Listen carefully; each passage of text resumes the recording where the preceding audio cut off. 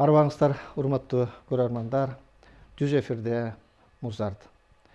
Биз ар качан өз көрсөтүүлөрүбүздө ары татаал, ары кызыктуу опера өнөрүнүн улуу муундун жасап кеткен иштерин, улап келаткан жаштардын чыгармачылыгын өз көрсөтүүбүздө элге жарыялап келебиз. Бүгүнкү көрсөтүүбүздүн каарманы дагы Абдылас Малдыбаев атындагы опера жана балет театрынын жаш солисти Орозбек Бакытов. Куш келипсиз, Орозбек мырза. Мына өзүң ушул опера өнөрүнүн сырларын ачам деп, мына опера өнөрүнүн мекени болгон Италия жергесинде 3 жылдык стажировка, тажрыйба алып келдиң. Мына бул жөндө биз ушул көрсөтүүнүн жүрүшүндө дагы сөз кылабыз. Эми алгач ушул маекти мен сен ушул опера өнөрүнө кандайча келип калганың, балким бирөөлөр таасир бергенби, балким үй бүлөңдөн, ата энеңден болушу мүмкүн. Мына ушул өнөргө кандайча келип калганыңды, таасириңди бөлүшүп айтып өтсөң. Бул эми опера, биринчи эле ушул опера терминди которгум келип атат өзүмдүн тилге.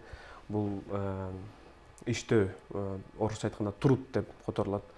Анан ушул опера жаатына келгениме бизден эми үй бүлөдө жөнөкөй эле ата эненин колунда төрөлүп өскөн баламын. Үй бүлөмдө 5 Өзүң кайжерлик болосуң? Өзүм Баткен областынын Лейлик районунан, Лейликтин ушул Разаков деген айылынан боламын. Ошол улуу инсан Разаковдун дагы аты биздин айылга коюлган. Мектебибиз дагы Улуу инсандын айылынан болот. Ооба, ошол мектебибиз дагы ошол улуу инсандын атына коюлган. Ошол мектепти аяктап Лейликтен ошол 9 класс окуганмын. Анан келип орто билимди, анан шаарга келип, Бишкекке алып келип, эми мунун баарына жөлөк болгон менин үй бүлөм, ата энем болгон. Ата энең интеллигент? Ата энем музыканы түшүнгөн адамдар, атам айрыкча. Анан ошол опера дүйнөсүнө келип каларыма ошол атамдын жолу чоң десем болот. Эмгеги. Анан бирок эми атам менен апам деле карапайым мындай жөнөкөй адамдар болгондуктан эми операга түз барып эле кирип калыштын жолу мен үчүн мындай оюмда жок болчу. Анан айылдан мектепти бүтүп келип эле 19-класстын аттестат болот эмеспи, ошо менен Куренкеевке тапшырганбыз. Биздин Борбор шаарына. Ооба, Борбор шаарга келип, анан атам айтты, ушул Борборго барып окуп алсаң болбойт, ушундай. Мен эми көрсө азыр атам ушул менин талантымды, ушул шыктарымды эми байкашса керек да. Анан ушул Борборго алып келип, ушул жакта окутабыз, сени жогорку билимдүү болушуңа мен ушундай өзүм колдоо көрсөтүп турам деп ошентип дем күч берип, ошентип алып келген болчу. Ошону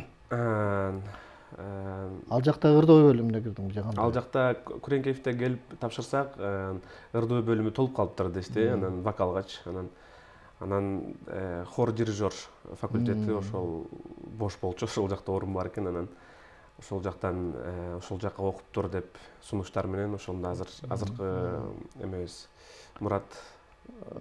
Мураталиев, Тенти Мураталиев байкебиз ошол жака киргизген. Ошентип хоровой дирижерде окуп калдым. Ал жерде баары орустар, орус эмесинде келет. Орус тилинде өтөт баары. Анан ал жактан айылдан келген балага кичине кыйын деле болду. Анан ал жерден эми орус тилди, ошол билимдин бүт баарын ошол мындайча айтканда фундамент ошол Куренкеевтен алгам. Анан экинчи курстан баштап эле Куренкеевтен ошо вокал бөлүмүнө кызыгуум артып, кайрадан ошо вокалга эле өтсөм деп. Кандай бир вокал өнөрүнүн сырларын ача баштадым. Ооба, хор дирижерде окуп жүрүп 2 жылдын ичинде түшүнүп, көрүп, билип, түшүнүп алып калгам. Ооба, билип калдым. Анан ошол хор дириден вокалга өтүп, бирок хор дирде таштаган жокмун. 2 факультетти бүтүрдүм, аяктадым. 2 дипломду алып училищедан. Анан ошол училищеда киргенде эле башында ошол Бакыт Быкеев агайыбыз бар болчу. Ошол жерде иштечү болчу. Азыр биздин солист. Азыр эми келип коллега болуп калдык. Ал кандай таасир берип калды? Ал мисалы башында ошол Бакыт Быкеев менен займась этип вокалдан ошонун кичине билим алгам. Андан кийин экинчи курстан Сталбек Алмазбеков, биздин народный артист. Ошол жака которулуп, эми Бакыт агай ал жерге келип иштегенге убактысы жок болуп, ал учурда эми аябай мындай керектүү жумуштар көп болуп, ошентип келбей калып, анан Сталбек Алмазбеков агайыбызга которулуп, азыр ушул убакка чейин Набира Жаксалиева, Сталбек Алмазбеков ушул адамдар менен. Бирок негизги вокал өнөрүнө ушул Сталбек Алмазбектин салымы чоң. Педагогика жагында. Ооба. Ошол Куренкевден ушул 2-курстан баштап эле анда эми мен 16-17-деги баламын. Анан ошол убактан баштап ушул Набиреже менен Сталбек агай ушул опера дүйнөсүнө. Демек, сенин школаң бул Сталбек Алмазбектин мектеби, школасы бул вокал боюнча. Бул биздин Алматыда Бекен Бекенович Жылышбаевтан тарбияланган да. Ал киши учурунда ошол италиялык школа деп коебуз го вокалында, ошолундан тарбияланган. Демек, сен бара-бара ошол кайра эле ошол Белканто италиялык мектеп болот атпайбы сеники? Ошондой болуп атат. Бул негизи кененирээк айтып кетсем, ошол Жылисбаев ошол агабызга барып, биз дагы агай менен эже алып барып ошол жактан учурашканбыз. Бекен Бекенович менен тирүү кезинде барып калдык. Анан барып учурашып, колунан бата алып дегендей ошентип келгенбиз. Анан эми Куренкеевден баштап, Куренкеевди бүтүрүштү мен менен агайлар. Анан кийин консерваторияга тапшырып, консерватория менен параллельно дипломатический академияга да тапшырдым, эми тилге дагы эме болсун депчи. Ошентип тилди дагы консерваторияны дагы ошентип аяктагам. Эми студент кезимде азыр отуруп эстесем, аябай эле мындай ушундай бир тыгыз, эч кандай убакыт жок. Мындай орусча айтканда напряженный очень окуган экенмин. Анан ошонун баарын кесепети эми келип мына жыйынтыгы кесепет деген жыйынтыгы, ушунун баарын жыйынтыгы эми келип мына Кудай буйруп Италияга барып келдим. Аны аз жөнүндө аз сөз кылалы. Сен ошол окууну бүткөндөн кийин солист катары кабыл алындың да бизге. Консерваториядан бүтүп 2 жылдык консерваториядан бүткөндөн кийин аспирантурага тапшыргам. Бирок ошол консерваторияда 4-курста окуп жүргөндө эле агай менен эже, Сталбек агай менен Набиреже ушундай сунуш киргизип калды. Орозбек, сен уже үнүң тарбияланып калды, даярсың. Ошол бир кыргыздын негизи эле айтып кете турган сөз, ошо операчылар ар бири өзүнүн нукура жүрөгүндөгү, мисалы биз кыргызбыз го, кыргыз операларынан баштаса, мен азыр келечектеги жаштарга айтып кетким келет, ошондой кыргыз операларынан башташса, бул биздин табиятыбыз. Мындан эч жака качып кутула албайбыз. Бизден ошол кыргызды ырдап чыккандан кийин гана анан Европабы, Россиябы, башка багындыра баштасаң болот. Багындыра баштасаңыз болот. Себеби өзүңдүн родноюңду билбей туруп, сен эч кайсы мамлекетке барып эр боло албайсың. Туура. Эң туура багыт берген Набира Жаксалиева да бул биздин кыргыз искусствосуна да абдан чоң эмгеги сиңирип келаткан инсандардын бири.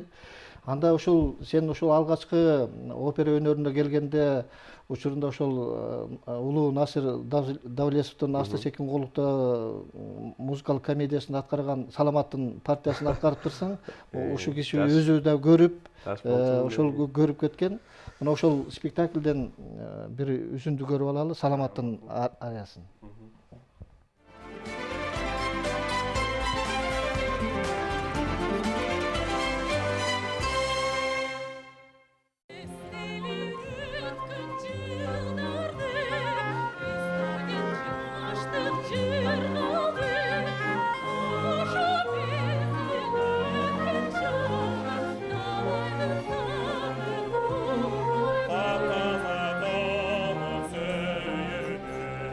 Barkı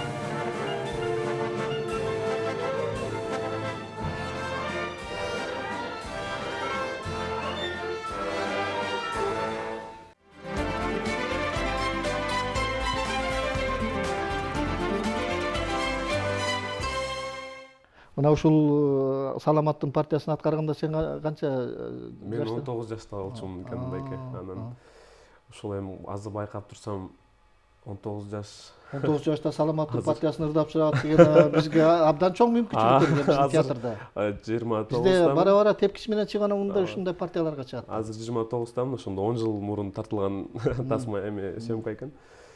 Эми ал учурда ошол агайым менен эжем ошол спектакльге киргизип калышты. Анан даярсың, анын үстүнө ошол Наса Давлесовдун Астаса экен колуктуу операсында Саламаттын образы бул негизги эле студенттин образы. Анан мен студент болуп турган учурумда консерваторияда ошол образды мага мындай дал келди десем болот да. Анан биздин ошол учурдагы Аман деген байкебиз режиссер болчу.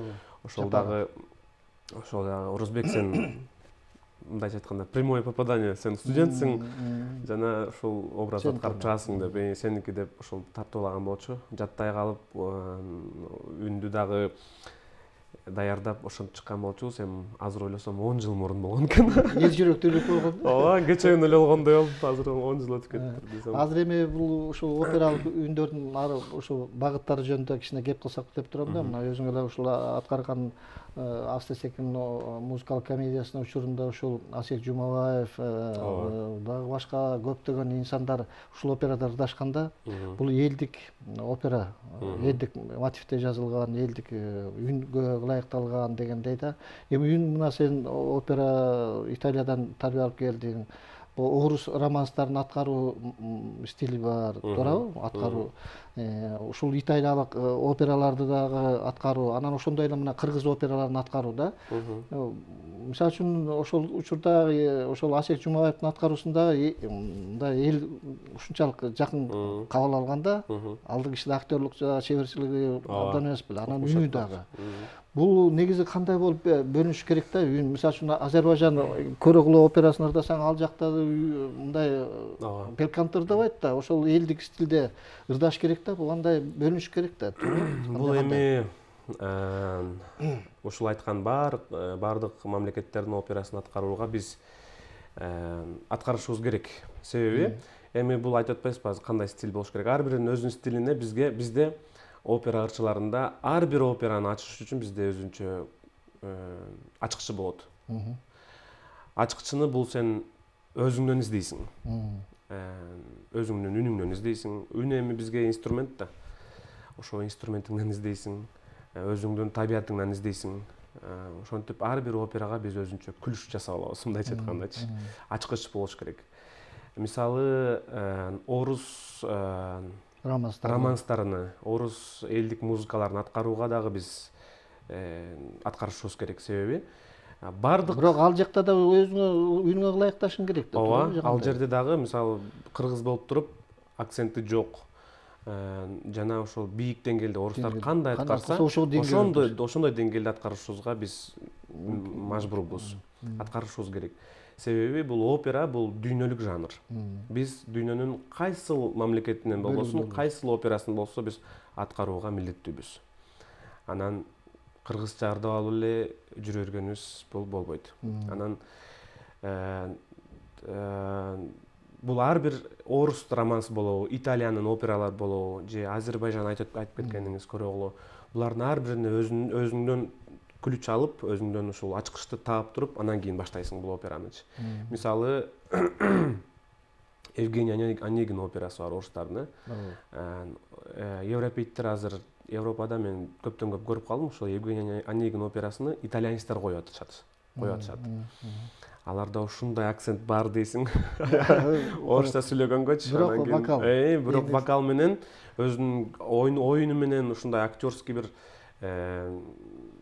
оюндары жана ушул үнүнүн керемет коозу менен ушул итальянецтер ушул Онегинди да коюп атышат. Орус тилинде коебу? Орус тилинде коюшат. Оригиналында коюшат. Эми аябай эле акцент менен ырдашат. Эми ал жерге мен келип, сен орус тил билет эмессиңби? Келип бизге консультация бер дегендей деп дос коллегаларым чакырып калчу, ошондо барып көрүп калгам. Анан ошондой эле алар деле биздин биздин операларды мисалы казак операсыны, орус операларын аткарууга милдеттүү. Опера деп эле бир гана Италия менен деле чектелип калышы. Алар дагы ошол биздин жанрга ылайыктуу. Бул жерде ушундай бир ачкыч болот да операнын ар бир эмес. Мисалы биз ырдап атып, мисалы Аидан ырдап атсак, мен Аман Осуран аткарым. Аидан ырдап атып, эртеси күнү бизде Ай чүрөк болуп калышы мүмкүн. Наркы күнү 2 күндөн кийин Орус операсы болуп калышы мүмкүн. Биз ар кайсы операга даяр болушубуз керек. Ар бирине өзүнчө ачкычы бар. Абдан жакшы экен. Эми бул Италия жөнүндө сүйлөшөлү. Бул мамлекетке кандайча алып калды, ким каржысын мойнуна алды дегенди. Эми Италияга себеби көп жылдан бери бул мындай болбой калган. Ага чейин Жеңишбек Усманов барып, бирок ал ошол жакта калып калды. Сен биз деле ойлодук эле ошол тарапта калып калат. Бирок келдиң 3 жылдан кийин. Кандай болуп барып калдың деген? Эми Италия өлкөсүнө барып калыш бул мага ушул Кудайдан буйруган экен, рахматымды билдирем. Анан Италияга барып калыш биринчи эле этап башталышы. Бул ушул бизде көптөн көп дирижеры международного класса ошол келип турат эмеге, опера балет театрына. Ошол жактан сүйлөшүүлөр болду. Анан ошол өзүм англис тилди билгениме байланыштуу ошол башка элдер менен баарлашып, ушундай за границага барып окуп келип өзүмдүн ичимде мындай мечта болчу. Максатым болчу. Анан ошол максатты ишке ашырганга ошол агайым Сталбек агай, Набриже, анан ошол Японияда да досторубуз бар. Ошо Япониянын дирижерлору жана көптөн көп интернеттен өзүм дагы маалыматтарды алып жүрүп, ошол жактагы Римская вокальная академия. Ошол жактын сайтын таап, ошол жакта алар менен баарлашуу жүргүзүп, ошол жактан чакыруу алганмын. Өзүмдүн негизги биринчи темирге өзүң жеке ошондон башталган. Анан аракеттен болот. Анан ал жактан менин үнүмдү, келбет, видео, аудио форматтагы эмелерди угуп туруп, запистерди. Андан кийин макул келип кырдап эме кылып көрсүн деп ошентип мага жолдомо жөнөткөн. Ошо жолдомонун келгенден кийин анан документтеримди туурлап ошентип кеткенмин. Анан бул эми Европага жөн эле кетип калбайсың. Европада жашаш, турмушу, эмелери, чыгымдары аябай чоң бизге салыштырмалуучу. Бизде аябай кымбат бизге салыштырмалуу. Анан ошол жака барып окуп келүүмө ушул өзүнүн Лейлик коому бар. Ал жерде чыгаан инсандарыбыз жана ошо байкелерибиз бар, агаларыбыз. Ошолордун колдоосу менен, анан ушул парламент, жогорку кеңештин колдоосу менен, биздин ошол учурдагы президентибиздин колдоосу менен ошол жака алган болчумун. Эми бизге да кызык да, мисалы үчүн ушул тарапта ал жерде кайсы жеринде болдуң? Ал сен окуган окуу жай кандай деп аталат экен? Ким таасирди негизи кимдерден сабак алдың? Алардан кандай таасир алдың дегендей да. Алардын бизден эмнеси менен айырмаланат экен, сабак берүү методикасы дегендей ушундай. Эми мен окуган окуу жай Академия Интернационале ди Музика деп аталат. Римде академияда окудум, бирок маэстро Кароли ошол Флоренцияга жакын жерде жашайт. Ошо Флоренция шаарына көптөн көп ошол жака каттачумун сабагына. Анан Римге келип кайра окуумду улантып, башка сабактарымды бүтүрүп, анан кайра тияка барып Флоренцияга барып ушинтип билим алып ушинтип. Миланга дагы барып, көптөн көп Миланда дагы концерт берип калдык. Кийинирээк окуум аяктап 2 жыл окугандан кийин 1 жыл жалаң гана иштедим. 1 жыл ушул музыка тарабында жалаң ушул операларды, спектакльдерди, концерттерибиз көп болчу агайымдын уюштуруусу менен. Анан ушул концерттерибизден көптөн көп ушул Миланда концерт берип аттым. Ооба, Миланда, Неаполда, Римде, Флоренция, Наполи, Рома, Наполи, Милано. Анан Римде ошо башка Пиза шаарында, Lucca деген шаар бар, ошол шаарларында Пучининин өлкөлөрү, эмелери. Мекени. Ошол жерлерде концерттерди көп берчүбүз. Ошол Италияны кыдырып эле айланып эле жүрчүбүз. Баягы биз негизи Пуччини кайсы опера жанры болобу бүтүн композиторлордун баары улуу аткаруучулардын баары ушу Италия жергесинде ошол персонаж баягы операларда ошол жүргөн жерлер, ошолор жашаган жер бар ошондо мындай вокал өнөрүнө сырткары дагы өзүңдүн аң сезимиң ушул опера өнөрүндө болгон баягы сыйлооң баягы таасир берсе керек дейм да. Ооба, албетте мен Пуччинин жашаган жерини, төрөлгөн үйүнү көрүп, ошо улуу Италиянын композитору Пуччини, Жакомо Пуччини, аны көрүп ушундай бир башкача сезимге келдим. Анан жашаган жери, төрөлгөн үйү, жаткан жерлерге чейин баардыгы ушундай сакталып турат, музей болуп турат эми, бирок барып көрүп, бизге операчыларга ал жерде эме бар, пропуск бар. Кирип көрүп ушунчалык таң калып, ушунча музыканы жараткан маэстронун жашаган жери ушул экен деп көрүп, аябай башкача таасирленесиң. Анан бийик деңгээлде, өтө бийик деңгээлде ошол Италия мамлекети ошолордун музейлерини тейлейт. Эми азыр ошол Италия жергесинен тартылып алынган бизде съемка бар экен. Аны интернет булактарынан алдык. Аны ошону бир сыйра көрүп алып туруп андан кийин маек уктурасың.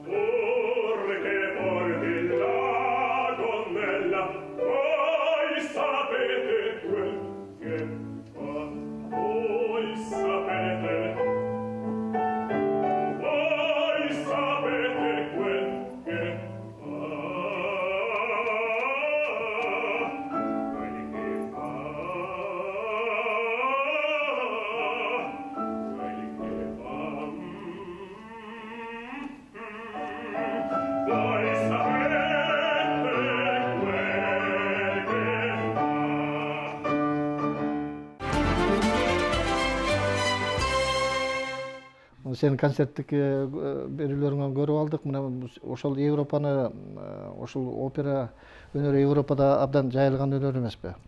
Анан эми ушул кыдырып, Италия жергесин кыдырып концерт берчү экенсиңер, ушул Европаны деле кыдырдың да. Туурабы?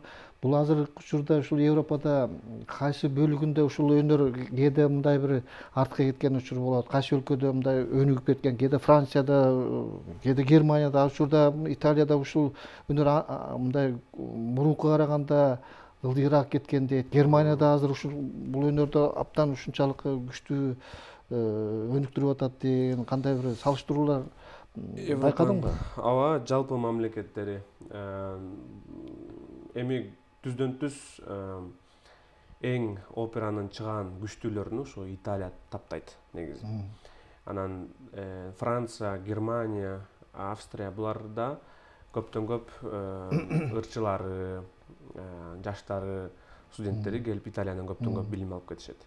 Бирок эми азыр Германия деле өсүп атат, Францияда деле жакшы баалашат. Бирок ал жерде эми баягы эле дүйнөлүк жылдыздар, мисалы учурунда мисалы Хворостовский бир интервьюсунда айткан экен, куда приглашают меня, я там пою. Ошондой эле дүйнөлүк жылдыздары бүт эле мамлекеттерде жүрөт. Анан Европада ушул төмөндөп кеткен учурлары дагы болот, операнын жаланган эле бийик деңгээлде турушпайт алар дагы. Анан кээ бирде ошол театрларында, Римдин театрында, Ла Скалада деле кээ бирде мындай анча эмес болгон учурлар болот. Мен Миланда Ла Скала театрында дагы көп болдум. Ал жерде спектакльдерге дагы көптөн көп барчумун. Анан кээ бир ырчылары адашып кетип же мындай жакшы даярданбай чыккан учурлар дагы болот. Анан ошондуктан кээ бир учурларда Италия мамлекетинде деле төмөн түшкөн учурлары болот. Байкалат. Мына биздин опералык театр деле Меңжилкеевдин үнү жаңырган театрда. Туурабы? Бундай театрда ошол жаңырган театр болгондон кийин биздин ошол кийинки аткаруучулар деле ушул бизде театр Меңжилкеев иштеп кеткен деп кандай бир бийик салыштыруу бар да биздердечи. Керек болсо мына баягы мурун бир опера ырчыларынын бир конкурсунда теле долбоорунда ушул Монголиядан келген бас баритондордун мындай бир көп тобун көрүп ушундай таң калган да. Балким биздин театрдан деле ушундай бир кийинчерээк ушундай бир топ чыгышы мүмкүн. Мына биздин баритондордун, театрдагы баритондордун көбү ушул Ысык көл жергесинен чыккан баритондор. Мына өзүмдүн тарбияшым Бактыбек Убыкиев, Сапар Исмаилов, Керим Орузбаев деген сыяктуу ушундай чоң баритондор чыккан. Мына өзүң мына буюрса өзүңдүн баткен жергеңде сен сыяктуу опера келечектен үмүттөндүргөн ырчылар чыгып атат. Балким сени туурап, сени көрүп ал жактан дагы чыгышы мүмкүн да. Эми азыр мындай кылалы. Ушул опера өнөрүнүн келечеги жөнүндө сөз кылсак да, мына сен кийинки муундун өкүлүсүң. Бул өнөрдү аркалап келген биздин улуу ырчыларыбыз болгон деп айтпадыңбы? Мына аалам өзгөрүп атат, убакыт өзгөрүп атат, техника өсүп атат дегендей. Анан бул өнөр бир нече кылым мурун пайда болсо дагы бул өнөр өлгөн жок. Өлбөйт дагы. Кээ бир учурларда ушул сыяктуу мындай бир төмөндөп кетиши мүмкүн, бирок бул өнөр багы кала берет да. Элдердин кызыгуусу улам артып, кайра кызыгуу күчөп, ушинтип турган өнөр экен да. Бул таза өнөр, бийик өнөр. Бул профессионалдык өнөр да.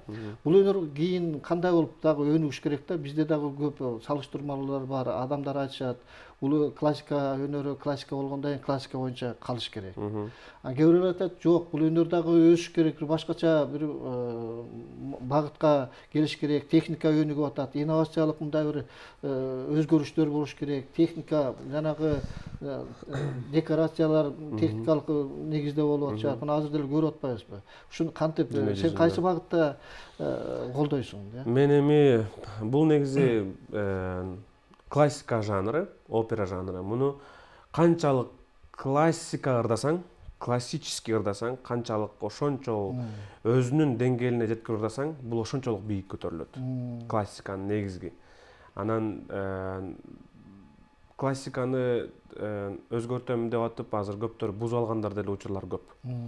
Бирок дүйнө сиз айткандай өзгөрүп кетип атат. Ошондо бул классиканы мындай пропагандалоо жагында, реклама кылуу жаатында азыр бизде көптөн көп, Европада деле көп байке ушул эмелер, итальянецтер деле, башка Европанын башка улуттары деле көптөн көп классиканы эми Верди, Пуччини жазган операларды эмес, бирок өздөрүнүн классический, академический үндөрү менен башка произведениялар, башка ырларды, жаңыча ырлар жасап, жаңыча эмелер менен композиторлор менен иштешип, жаңы багыттагы ушул академический ырчыларды чыгарып атат.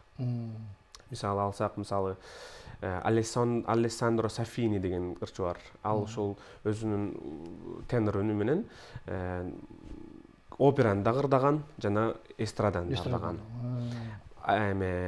Бочелли, Андреа Бочелли.